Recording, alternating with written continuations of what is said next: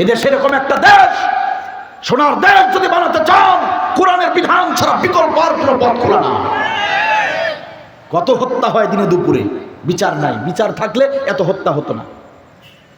কথাকে বুঝতেছেন? এত হত্যা হতো না, এত খুন ধর্ষণ হতো না। কারণ বিচার না হলে কি হয়? অপরাধীদের সাহস বেড়ে যায়। কথা বলেন না কেন? অপরাধীদের সাহস বেড়ে যায়, আরো অপরাধ বেড়ে যায়। সম্মানিত ভাইয়েরা আমার, বাদী পক্ষের ওই ছেলেরা বলল, না না, হত্যার বদলে হত্যা চাই।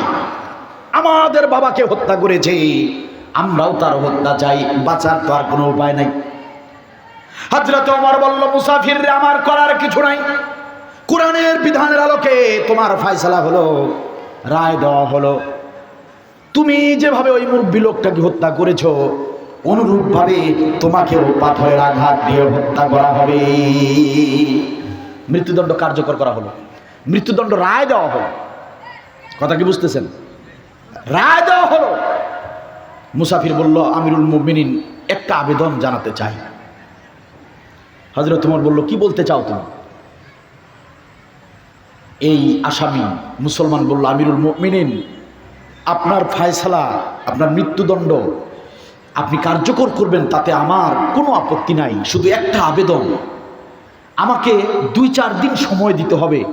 আমি একটু আমার বাড়িতে যাব, কারণ আমার কাছে কিছু লোকের আমানত রয়েছে, আর কিছু লোক আমার কাছে টাকা পায়।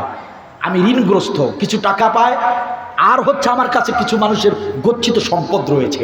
আমি যদি এই অবস্থায় আপনার এইখানে এই অঞ্চলে যদি আমার মৃত্যুদণ্ড হয়ে যায়, তাহলে ওই লোকগুলো বলবে মুসলমান আমানতদারিতা রক্ষা করতে পারে নাই, মুসলমান ছিল খেয়ানতকারী। আর যারা আমার কাছে টাকা পায়, ওরা ভাববে আমি পালিয়ে চলে এসেছি, এলাকা ছেড়েছি পালিয়ে। সুতরাং আপনি এতটুকু রক্ষুদ আমাকে দেন, মাত্র 2-3 দিন সময় আমাকে দেন। আগামী জুমাবারে ইনশাল্লাহ নামাজের পূর্বে আমি হাজির হয়ে যাব। কথা কি আপনারা বুঝতেছেন? আমি আলোচনা করতেছি 2 নম্বর গুণ কি, মুসলমানের সম্পর্ক থাক আর না থাক, মুসলমান হলেই সে হবে আত্মার আত্মা। রুহামা বাইনাহুম, পরস্পরের ভিতরে হবে রহম দিন। কেমনে দেখেন, হযরত ওমর বললেন, মুসাফির রে, আমি তোমাকে 3-4টা দিন ছুটি দিতেই পারি, রক্ষুদ আমি দিতেই পারি, কিন্তু জামিনদার হওয়া লাগবে। জামিনদার ছাড়া তোমাকে তো আমি জামিন দিতে পারি না। কথা কি বোঝা যায়? আমি যখন মামলায় পড়ে যাই, মামলা চলতে থাকে, আমরা জেল থেকে জামিন নিয়ে বের হয়ে আসি, এটার জামিনদার হয় আমাদের অ্যাডভোকেট। কথা কি বুঝতেছেন? উকিল কি হয়? জামিনদার। জজ সাহেব ওনাকে ছেড়ে দেন। কথা কি বুঝতেছেন? মামলা চলতে থাক, যা হবার হবে, কিন্তু ওনাকে জামিনে মুক্তি দেন, এটার জামিনদার আমি উকিল। তোর মুসাফিররে তোমার জামিনদার আনো। যদি কেউ জামিনদার হতে পারে, যদি কেউ জামিনদার হয়ে যায়, তবে আমি তোমাকে এই রক্ষা দিতে পারি। প্রিয় ভাইয়ের আমার, এত বেদইন মুসাফির, এলাকার লোক না, কেউ তাকে চেনে না। ও আমার ভাইরা, কে হবে তার জামিনদার? কেউ তো তাকে চেনে না। তার উপরে মৃত্যুদণ্ড দেওয়া হয়েছে। এই লোকটা যদি একবার বাড়িতে যেতে পারে, পালিয়ে অন্য দেশেও চলে যেতে পারে। যদি না আসে, তাহলে তো যে জামিনদার হবে তার বিপদ আছে না নাই? কেউ মুখ খোলে না, কেউ জামিনদার হয় না, কেউ তো জামিনদার হতে চায় না। সম্মানিত ভাইরা আমার, হযরত ওমর বললেন, ও আমার মুসলিম ভাই, তোমার জামিনদার হওয়ার মতো তো কেউ নাই। যদি একজন ব্যক্তিও তোমার জামিন চাইতো, জামিনদার যদি হতো, আমি ওমর তোমাকে জামিনে মুক্তি দিতাম। প্রিয় ভাইরা আমার, ওখানে অনেক মুসলমান দাঁড়িয়ে আছে, কিন্তু কেউ জামিনদার হতে চাচ্ছে না। হঠাৎ করে একজন সাহাবী, একজন আল্লাহর নবীর সাহাবী হাত তুলে বললেন, হযরত ওমর, আমিরুল মুমিনিন, খলিফাতুল মুসলিমিন, আমি ওই মুসাফিরের জামিনদার হতে চাই। ওই লোকটি, ওই সাহাবী আর কোনো সাহাবী নয়, বিশ্ব নবীর একজন মর্যাদা সম্পন্ন, একজন ভালো মানের সাহাবী, হযরত আবু যার গিফারি রাদিয়াল্লাহু তাআলা আনহু। চিৎকার দিয়ে বলেন সুবহানাল্লাহ। আবু যার রাদিয়াল্লাহু দাঁড়িয়ে গিয়েছেন, আমিরুল মুমিনিন, আমি আবু যার জামিনদার হলাম, ওকে ছেড়ে দেন, ও শুক্রবার আগামী জুমায় আসবে, ছেড়ে দেন। ওমর বললেন, আবু যার, তুমি কি ভেবে চিনতে বলছো? ওই লোক যদি ফিরে না আসে আগামী জুমার নামাজ পড়ে তোমাকে কতল করা হবে। ভেবে চিনতে বলছো কি? আবু জার বললেন, আমিরুল মুমিনিন খলিফাতুল মুসলিমিন, ভেবে চিন্তেই বলছি, এই মুসলমান ভাইটি যদি জুমাবারে এখানে না আসে, জুমাবারে যদি আপনার কোর্টে হাজিরা না দেয়, তাহলে জুমার নামাজ পড়ে তাকে যে হত্যা করা হতো, মৃত্যুদণ্ড দেওয়া হতো, তার পরিবর্তে আমি আবু জার গিফারিকে আপনি হত্যা করে দেবেন, কোনো আপত্তি নাই। সুবহানাল্লাহ বলবেন না? জামিন দিয়ে দিয়েছে, যাও। জামিনদারকে আবু জার। শুক্রবার জুমাবার চলে এসেছে, নাই আসামি নাই, সবাই টেনশনে। হযরতে ওমর লুকিয়ে লুকিয়ে কাঁদতেছেন। আরে আবু জারের কি হবে? আবু জার গিফারির আজ কি হবে? এ তো মুসলমান ভাই হিসেবে এরকম জামিনদার হয়ে নিজে বিপদে পড়ে গেল। অন্যান্য সাহাবীরা কাঁদতেছে, আল্লাহর কাছে দোয়া করতেছে, আল্লাহ আমাদের ভাই আবু জারকে বাঁচাও, কারণ ওই আসামি যদি না আসে আবু জারকে হত্যা করা হবে। সম্মানিত ভাইয়েরা আমার, সমস্ত এজলাসের কার্যক্রম রেডি, জল্লাদ রেডি হয়ে গিয়েছে। এখন আবু জারকে হত্যা করা হবে, আবু জারের উপরে মৃত্যুদণ্ড কার্যকর করা হবে। আবু জারকে প্রস্তুত করা হলো, আবু জারের হাত পা বেঁধে ফেলা হলো, তাকে এখন কতল করা হবে। জল্লাদ চোখের পানি মুছতেছে আর আল্লাহর কাছে দোয়া করতেছে, রব্বুল আলামিন আবু জারকে আমি কেমনে কতল করব? এই লোকটা তো বিনা দোষে, এই লোকটার তো কোনো দোষ নাই, কোনো অপরাধ নাই। এক মুসলমান ভাইকে একটুখানি আমানতের টাকা ফেরত দেওয়ার জন্য জামিন দিতে গিয়া ভাইটা বিপদে পড়েছে। আল্লাহ গো তুমি বাঁচাও, বাঁচাও। পুরো এজলাসের সমস্ত মুসলমানদের চোখের পানি, আল্লাহ হযরত আবু জারকে তুমি বাঁচাও। এরকম একটা পরিবেশে হঠাৎ করে প্রিয় ভাইয়েরা আমার, ঘোড়ার পায়ের শব্দ শোনা যায়। বাহিরের দিকে তাকিয়ে দেখা গেল মরুভূমির বালুগুলো উঠতেছে, আরেকটা ঘোড়ার চড়ে কে যেন আসছে। প্রহরী ডাকতে বলেন, আমিরুল মুমিনিন খলিফাতুল মুসলিমিন, একটুখানি অপেক্ষা করেন, একটুখানি অপেক্ষা করেন। ওই যে দূরে দেখা যায় টকবক টকবক করে একটা ঘোড়া ছুটে আসছে। না জানি কোন যুবক আসতেছে। আমিরুল মুমিনিন খলিফাতুল মুসলিমিন যেই আসুক না কেন, একটুখানি অপেক্ষা করেন। যদি ওই লোকটাই, ওই আসামিটাই যদি এসে যায়, একটুখানি অপেক্ষা করেন, আমরা আগে বুঝে নেই, একটুখানি অপেক্ষা করেন, আমরা একটু দেখে নেই ওই লোকটাকে, সেই লোকটাকে আসা পর্যন্ত আপনি অপেক্ষা করেন। হযরতে আমিরুল মুমিনিন হযরতে ওমর বললেন, ও জল্লাদরে একটু অপেক্ষা করো, দেখা যাক ওই লোকটা কোন সেই লোকটা আমাদের কাছে আসলে আমরা তাকে চিনতে পারবো, তারপরে দেখা যাক কি করা যায়। এরপরে একটুখানি সময় দেওয়া হলো। টকবক করে ঘোড়ার পিঠে চড়ে সেই লোকটা হঠাৎ করে হযরতের সামনে এসে, হযরত ওমরের সামনে এসে নেমে ডাক দিয়ে সালাম দিয়ে বলে, আমিরুল মুমিনিন খলিফাতুল মুসলিমিন, আমি আপনার কাছ থেকে জামিন নিয়ে গিয়েছিলাম, আমি সেই আসামি। আপনার আজকের এই দিনে মৃত্যুদণ্ডের এই সময় আমি ঠিক সময়ে হাজির হতে পারি নাই, এই জন্য ক্ষমা প্রার্থী। ওগো আমিরুল মুমিনিন খলিফাতুল মুসলিমিন, হয়তো ভেবেছেন মৃত্যুদণ্ড হবে বলে স্ত্রী সংসার, স্ত্রী ছেলে মেয়ের কাছ থেকে বিদায় নিতে আমি দেরি করে ফেলেছি, হয়তো এটা ভেবেছেন। আপনারা হয়তো ভেবেছেন আমি বুঝি আসতে চাচ্ছিলাম না মৃত্যুর ভয়ে, কিন্তু না গো না। ও আমিরুল মুমিনিন, এরকম ভয় আমি পাই নাই। আমি ঠিক সময়ে রওনা দিয়েছিলাম, আমি আমানতদারদের আমানত ফিরিয়ে দিয়েছি। যারা আমার কাছে টাকা পেত তাদেরকে আমি সহায় সম্পত্তি বিক্রি করে তাদের লোন আমি শোধ করে দিয়েছি।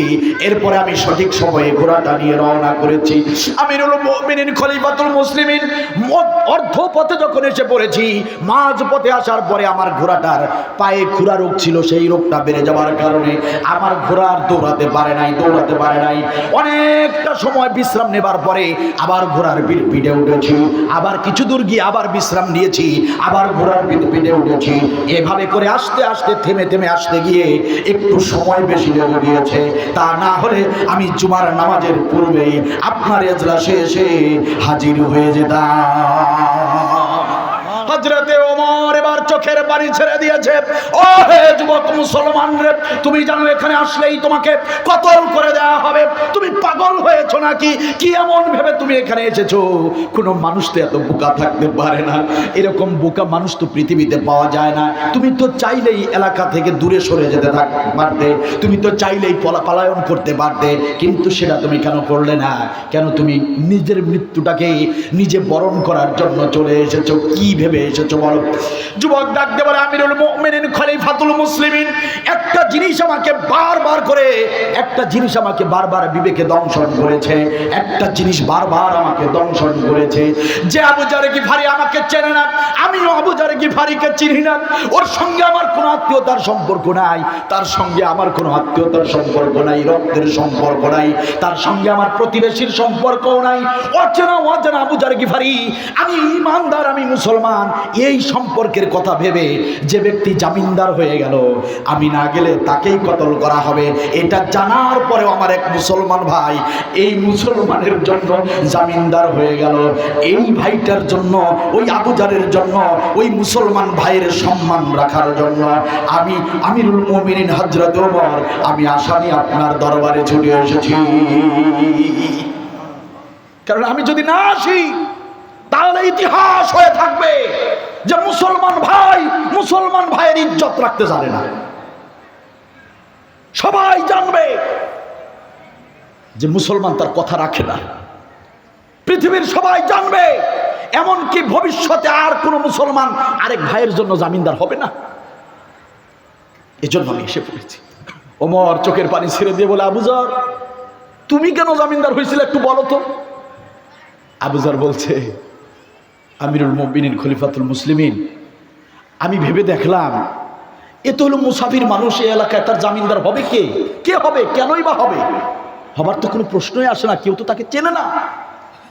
কিন্তু ওই যে সূরা ফাতের শেষ আয়াত আল্লাহ বলেছেন, রুহামাউ বাইনাহুম, এক ইমানদার আরেক ইমানদারের জন্য রহম দিল হয়ে যাবা, মহব্বতে ভালোবাসার বন্ধনে সম্পর্ক রাখবা। এজন্য আমি একজন মুসলিম হয়ে আরেক মুসলমান ভ্রাতৃত্ববোধের কারণে ভাই সম্পর্ক করে দিয়েছে আল্লাহ, এই সম্পর্কের টানে আমি জামিনদার হয়েছি। সুবহানাল্লাহ বলবেন না?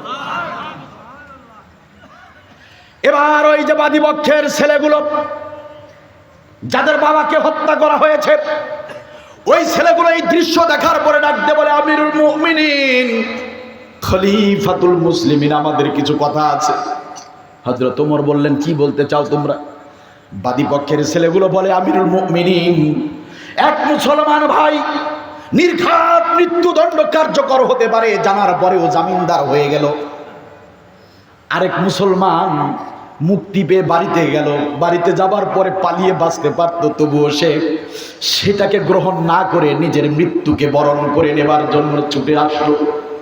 এক মুসলমান আরেক মুসলমানের এমন উদাহরণ দৃষ্টান্ত যদি তারা দিতে পারে, তাহলে আমার বাবাও মুসলমান ছিল, যে হত্যা করেছে সেও মুসলমান। ইচ্ছাকৃতভাবে হত্যা করে নাই, অনিচ্ছাকৃতভাবে পাথরের আঘাতটা জোরে লাগার কারণে বাবা মারা গিয়েছে। ওরা যদি মৃত্যুকে পরোয়া না করে জামিনদার হতে পারে, আর ও যদি মৃত্যুকে পরোয়া না করে যদি মৃত্যুকে বরণ করতে পারে, তাহলে আমরা মুসলমান কেন আমার মুসলমান ভাইকে মাফ করতে পারবো না? তাহলে আমরা কেন মাফ করতে পারবো না? আমিরুল মুমিনিন মাফ করে দিলাম, মামলা তুলে নিলাম, আমরা মামলা তুলে নিলাম, তাকে বেকসুর খালাস দিয়ে দেন। সুবহানাল্লাহ বলবেন না? আল্লাহ রাব্বুল আলামিন বলেন, গোলামরা রুহামাউ বাইনাহুম, নিজেদের মধ্যে তোমরা ভালোবাসা তৈরি করো, রহম দিল হয়ে যাও, নিজেদের মধ্যে প্রেম ভালোবাসা তৈরি করো, ভালোবাসার বন্ধনে আবদ্ধ হয়ে যাও। এটা হলো তোমাদের 2 নম্বর গুণ। 3 নম্বর গুণ হলো তোমরা রুকু করবা, সাজদা আদায় করবা, তার মানে 5 ওয়াক্ত নামাজ আদায় করবা। একটু জবান খুলে দিয়ে বলেন তো দেখি, 5 ওয়াক্ত নামাজ আদায় করার দরকার আছে না নাই? রাজি আছেন আপনারা? এই 3টি গুণের কথা এই আয়াতের ভিতর আল্লাহ রাব্বুল আলামিন বলেছেন যে এই 3টি গুণ কার? নবীর অনুসারী যারা, নবীর অনুসারী যারা, তাদের এই 3টি গুণ। এই তিনটি গুণ থাকতে হবে। একটা হলো কাফেরদের প্রতি আমরা হব কঠোর, মোনাজাত না করেও যাবেন না। আমি এক্ষুনি ইনশাল্লাহ মোনাজাত দিয়ে দেব, এক্ষুনি আমি মোনাজাত দিয়ে দেবো, কেউ উঠবেন না। এখন উঠায় একদম 144